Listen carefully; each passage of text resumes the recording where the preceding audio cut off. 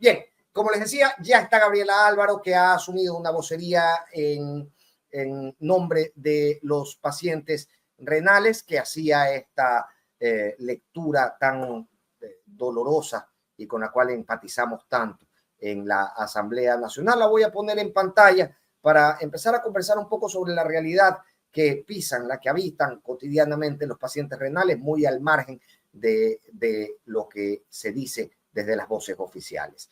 Permítanme y la pongo en pantalla a Gabriela. Gabriela, qué gusto verte. Muchísimas gracias por atender nuestra invitación.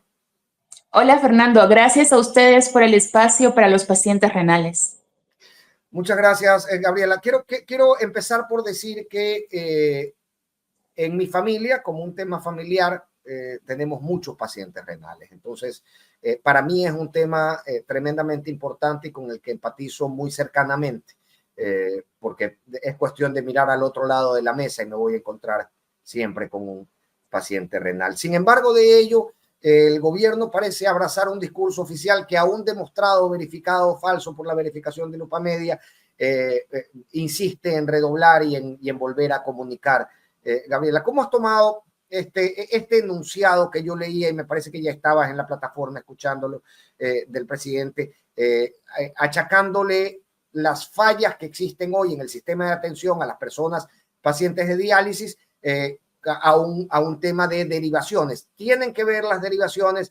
¿Han crecido las derivaciones en la dimensión y en la proporción que el presidente propone? ¿Cuál es la realidad realmente de este ítem en particular? Y a partir de ahí ya podemos empezar a ramificarnos hacia las otras complicaciones que se presentan. Muy bien, Fernando. Las derivaciones, no hablaría desde ese lado. Más bien, ha crecido el número de pacientes renales. Eso sí. Obviamente, si es que se incrementan la cantidad de pacientes, van a incrementar las derivaciones. ¿O qué van a hacer? Van a mandarnos a los pacientes a un hospital público y a dejarnos permanentemente ahí recibiendo nuestras diálisis, cuando en los hospitales, ni públicos ni privados, del IES ni del ministerio, hay insumos. No sé, porque habla de un negociado el señor presidente. Con mucho respeto, yo decía, pero cada clínica tiene un porcentaje por paciente para el gasto mensual. Entonces, todos los pacientes de diálisis en todo el país, ni siquiera en varias clínicas, en todo el país, tienen un valor de $1,456 mensuales. Okay. No puede subir de ese valor. No puede pasar la clínica una factura con más dinero del que se le da al paciente por mes. Es decir, yo, Fernando Ampuero, si soy derivado, tengo un cupo para un monto de esa derivación, ¿no? Excedido ese cupo, ya no podría ser parte del sistema. Explícame un poquito sobre eso. No, ese cupo cubre todo. Así haya un gasto adicional, tiene que estar dentro de ese cupo y el paciente no da un solo centavo más. Ok. Entonces, ¿dónde se genera esta crítica que hace el presidente? Porque de lo que uno alcanza a leer, ¿no? A veces el presidente tiene dificultades para expresar ideas, entonces de lo que uno alcanza a rescatar de lo dicho, él lo que quiere decir es que no se compran los insumos con la intención de derivar a clínicas privadas y de esa manera se cierra el círculo de un tongo entre el Sistema Nacional Público de Salud y las derivaciones a clínicas privadas. Así es. Bueno, los insumos en realidad son bastante costosos. Los insumos para una diálisis son aproximadamente $120, solo de insumos. Entonces, no hay un solo proveedor para los insumos de las diálisis. Creo que hay unos 2 proveedores a nivel nacional. Okay. Hay clínicas que son multinacionales que tienen sus propios insumos. Entonces, no necesitan estarle pidiendo al Estado más dinero. Y si es que el Estado no paga, perfecto, sacamos de nuestros recursos propios. Es algo que no sucede con las clínicas nacionales, con las más pequeñas. Entonces, ahí viene el problema. ¿De dónde sacan esas clínicas insumos? ¿Cómo compran a los proveedores si no hay el dinero para pagar. La salida más fácil es el realizar préstamos a los bancos para de ahí poder solventar un poco los gastos que requieren de insumos y de medicamentos. Ok. Eso podría terminar por quebrarlo si el préstamo se hace con la intención de que luego cuando llegue el dinero que le debe el Estado, recién me voy a acercar a pagar. Es que, Fernando, las clínicas ya están quebradas.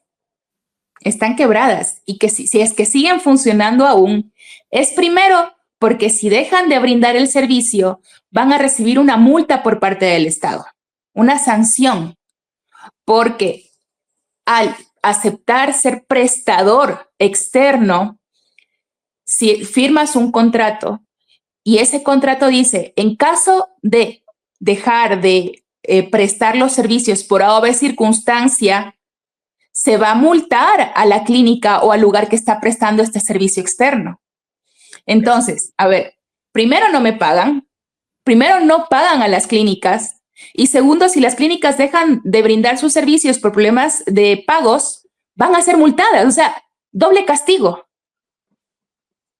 Oye, y en este ejercicio, cuéntame una cosa, ¿cuántos pacientes, que es al final del día el corazón de esta discusión, cuántos pacientes renales se están quedando por fuera del sistema por estos problemas?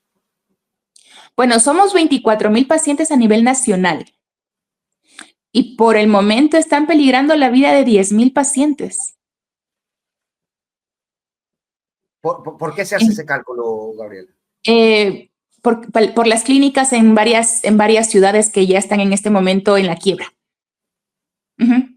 Y ahora, yo hablaba con pacientes de otras provincias, por ejemplo, hablaba con gente de Santo Domingo y del Guayas, que me decían, qué bueno que usted aún tenga sus 3 diálisis semanales.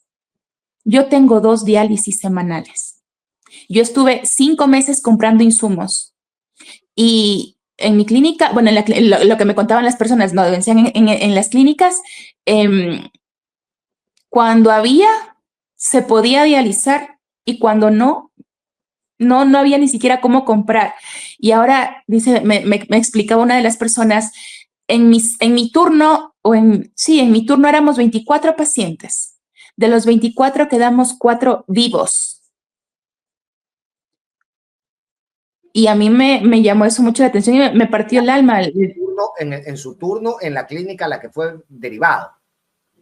Sí, eran 24 pacientes y quedaron 4 vivos. Él está en uno de esos 4 que sobrevivieron. Dice, era tanta la desesperación porque nos llamaban y decían, hoy les podemos hacer diálisis.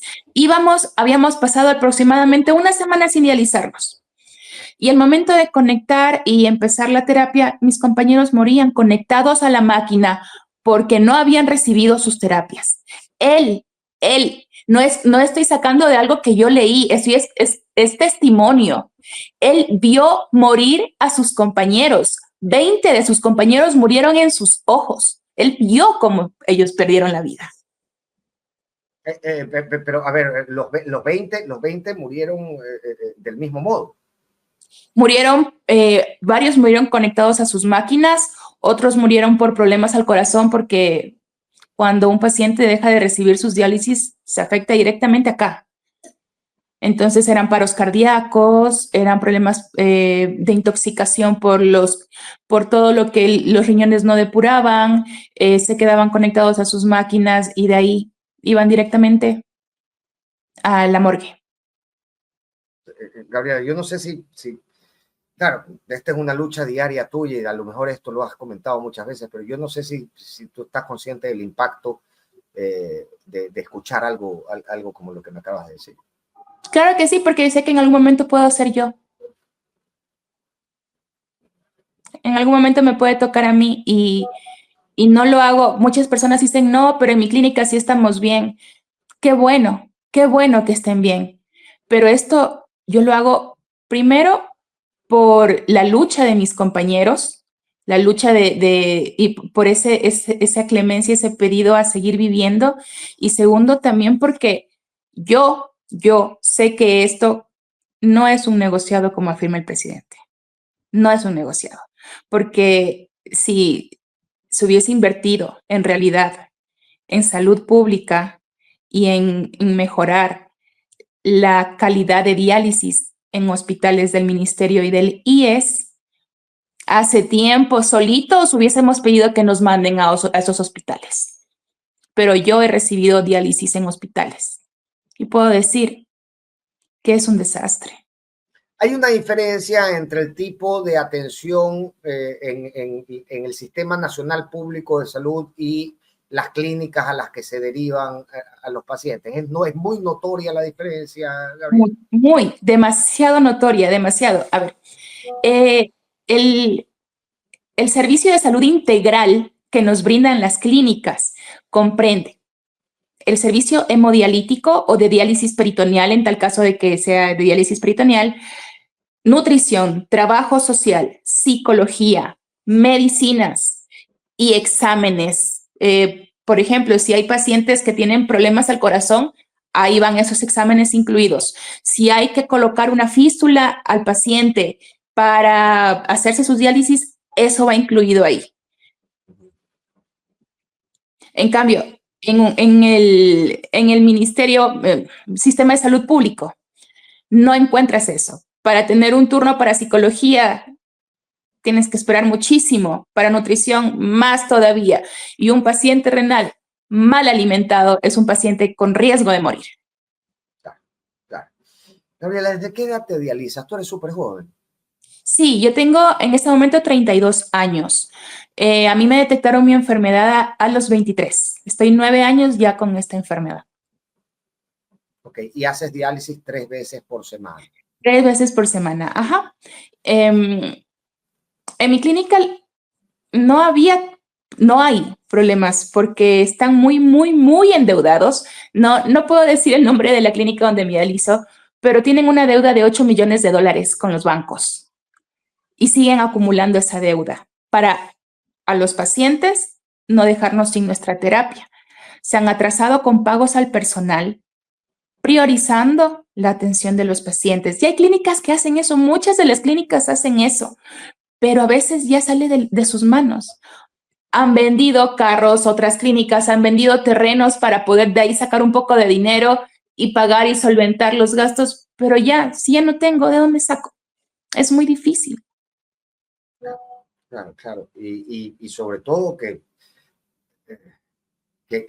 estás en imposibilidad de decir, ok, hasta aquí llego, ¿no? Tienes una fila de pacientes cuya vida depende de que tú puedas seguir operando.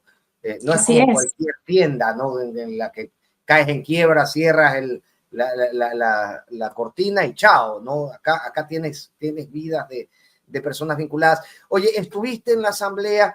¿Qué apertura ha tenido el Ministerio de Salud Pública? Porque al final, o el IES, porque al final, digamos, la asamblea por supuesto que tiene cosas por hacer y cuestiones por evaluar, pero ciertamente su trabajo es mucho menos efectivo en la cotidianidad de ustedes que el que podría tomarse con una decisión del ministro de Salud.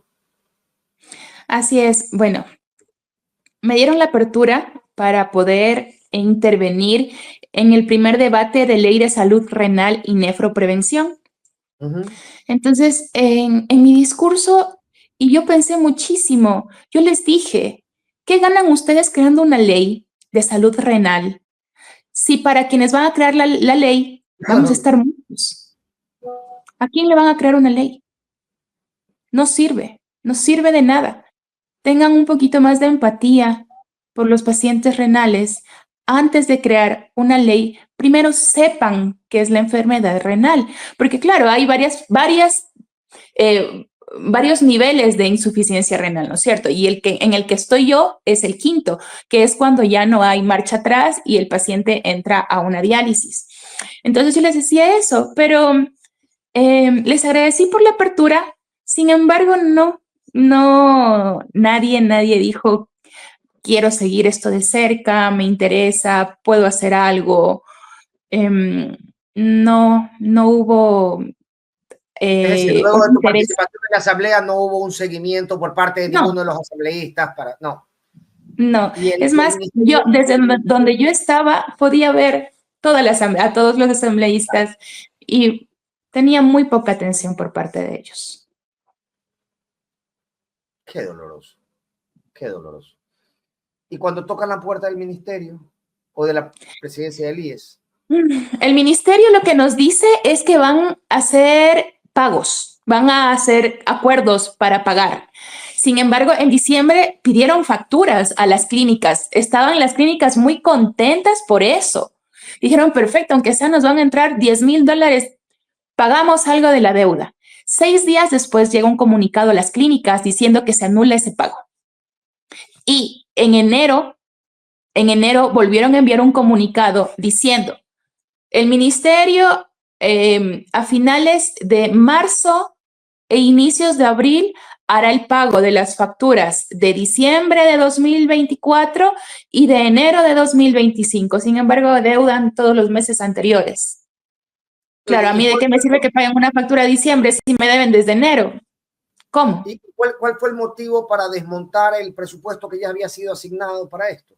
No dieron ninguna explicación, solamente mandaron el ¿Cómo se comunicado canceló? diciendo eso y nada más. Ajá. Entonces, las clínicas, ¿de qué van a sustentarse? ¿Cómo van a sustentarse hasta abril? Y dicen, no, perfecto, abril, de enero a abril y es poquito. Ese tiempo es muchísimo para una dializadora que no sabe de dónde más sacar dinero en préstamos. Claro, claro. Dime una cosa, y esto ya por curiosidad mía, los préstamos, es probable que no lo conozcas, digamos, a nivel global, pero la banca pública está facilitando estos préstamos para aguantar la deuda del sector público o cada uno No, se arregla como puede con su banco y trata de gestionarlo directamente. y es sálvese quien pueda y cada quien vea cómo saca préstamos y de dónde saca, porque la banca pública no ayuda. O sea, ni siquiera se puede decirse que el BIES les va a prestar una parte No, hasta que no. no, nada de eso. Eso es de cada clínica y ve cómo saca los préstamos. Oye, y aquí hay, digamos, hay teorías desde la política, como bien decías, desde la asamblea se planifican leyes y normas que luego tienen que seguir un trámite legislativo, pero sí quiero preguntarte cuál es la salida que ustedes que habitan este dolor semanalmente o esta lucha, esta pelea de forma cotidiana casi, le encontrarían a esta situación, porque al final ustedes, digamos, no tienen, como decías, el tiempo para sentarte a esperar a que alguien le dé una solución. ¿Cuál es la que ustedes propondrían?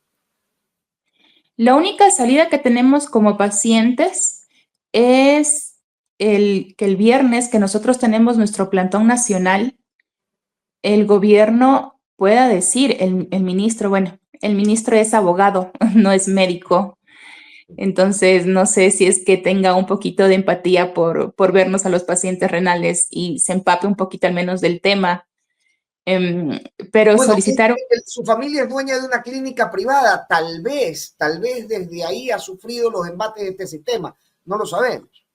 Puede ser, pero lo óptimo es que un ministro de salud sea médico, que Sí, tiene un sí, poquito más de correctísimo, conocimiento. correctísimo, correctísimo, correctísimo. Y lo que esperamos nosotros es que, como son más ciudades, son más pacientes reunidos a nivel nacional, digan, perfecto, vamos a hacer un aporte de 3, 4 facturas para cada clínica. Sería lo mejor. Así podría salir un poco de esa deuda y acordar un pago mensual. Pero es que es difícil. Nos han pedido contactarnos con organismos internacionales, pero los organismos internacionales nos podrían ayudar, sí, con la difusión, más no con la parte monetaria, porque son millones de dólares. Y lo único que nos queda a nosotros es rogar. He conversado con mis compañeros y me dicen, si nosotros nos tenemos que arrodillar en ese momento para que puedan hacer un pago, nos arrodillamos, Gaby, no importa. Pero no es así. Es un derecho que nos compete a nosotros los pacientes. Y uno no puede pagar derechos con dignidad, eso no está bien, Así eso no es es. justo, eso no es real. Ahora, más allá de esto, Gaby, cuéntame cómo se están organizando para el viernes, porque entiendo es un plantón coordinado en varias ciudades del país al mismo tiempo. Así es. Tenemos confirmado Santo Domingo, Quevedo, tenemos confirmado Manta, Guayaquil, Quito y el Tena. Okay. Son pacientes de somos pacientes de varias clínicas. Ojo, vamos los pacientes, porque el presidente dijo el día lunes que las que protestan son las clínicas, y no es así. Los que protestamos somos nosotros, nadie más que nosotros. Hemos convocado a medios de comunicación en las distintas ciudades, medios locales, medios nacionales, para que nos acompañen en las distintas ciudades y que vean que nosotros no vamos a ir a lanzar piedras ni a agredir a nadie. Eso sí quiere dejar claro. Nosotros vamos de manera pacífica, como lo hemos hecho en los anteriores plantones, a suplicar que por favor cumplan con lo que nos vienen diciendo hace más de un año y a pedir que se cumpla con eso. Me decías y me quedó resonando. La solución sería que el ministerio venga y diga, les pago 4 facturas a cada una. ¿Cuántas les deben? Alrededor de 15. Es decir, este problema empezó en el año 2022. 2023. 2023, claro. Ajá. A finales de 2023. ¿Y es generalizado? ¿O hay algunas clínicas que han cobrado un poco más, otras un poco menos? Hay clínicas que son pequeñas, que la deuda no es tanta, no tienen tantos pacientes. Entonces, el ministerio puede decir, perfecto, te puedo pagar 2 facturas y cubrir un poco de la deuda. Que tenemos pacientes de otras clínicas que nos han dicho eso. Dicen, en mi clínica no hay ese problema porque sí pagan. Pero hay clínicas que tienen más pacientes, que son un poquito más grandes y que a esas obviamente les pesa un poco más pagar el dinero. Entonces, es ahí donde los pacientes empiezan a arriesgar sus vidas. Acabamos de pasar por una primera vuelta electoral, Gabriela. ¿En alguno de los candidatos esto fue parte de su discurso, de su propuesta? Y esto ya para tenerlo claro en este punto, sabemos que quedan 2 en carrera, pero al menos para saber quién ha tenido en cuenta esto. Claro. Yo en el debate presidencial, porque ni siquiera fue en alguna propuesta de algún político mientras estaba en alguna ciudad, escuché al señor Isa y a la señora González. Fueron los 2 únicos que hablaron sobre el tema del pago a las 10. Muy brevemente, ni siquiera se mantuvieron en el tema. Luisa, la señora Luisa González. Okay. Y el señor Leónidas Issa. Fueron a breves rasgos los que toparon muy brevemente el tema del pago a las dializadoras. Nadie más se ha hecho presente con esa voluntad. Ahora son 2 realidades distintas las de los pacientes del Sistema Nacional, o más bien, del Ministerio de Salud Pública, y la de los pacientes del IES. No, es igual. Es igual. A ver, hay clínicas que tienen convenio con Ministerio de Salud y con IES. Hay clínicas que solo tienen convenio con el Ministerio de Salud o clínicas que tienen solo con el IES. El IES adeuda alrededor de $90 millones a las dializadoras. Es un poco más pequeña la deuda. Sin embargo, el que más debe es el IES. Se debían hasta el año pasado $180 millones y ahora la deuda creció a $200 millones. Es decir, el IES, que en teoría debería tener un flujo mayor que el Ministerio de Salud Pública, porque no debería pasar por el Ministerio de Finanzas, sostiene una deuda mucho mayor hoy con las dializadoras que el propio ministerio. Esto es por volumen. No.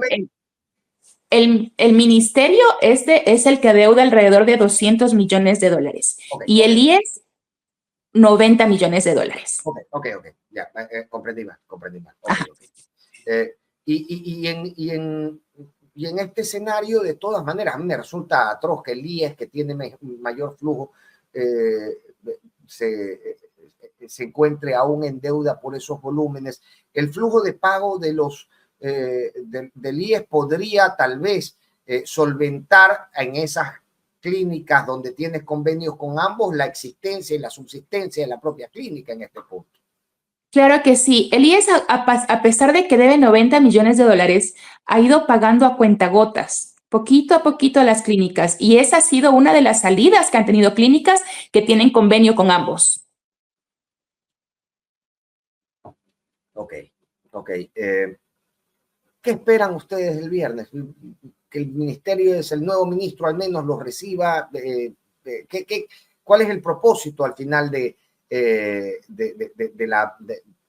este acto convocado el viernes? Que realmente, claro, hay una escena en la que se visibiliza este problema muy grande, oculto, si se puede, o tras los grandes titulares, pero en cuanto a acción inmediata, ¿qué es lo que esperarían conseguir?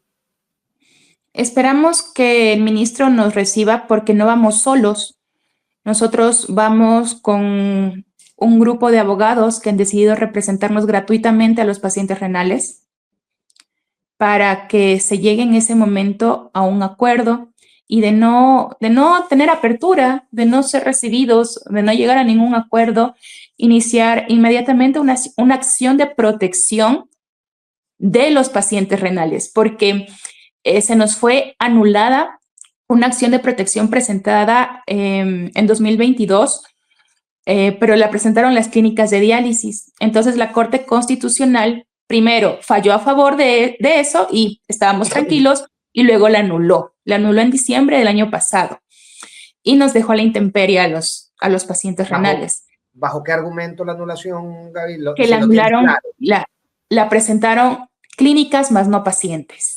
Ok, entonces ahora corresponde que sean ustedes a través de alguna asociación o individualmente como una demanda colectiva. Como una demanda colectiva.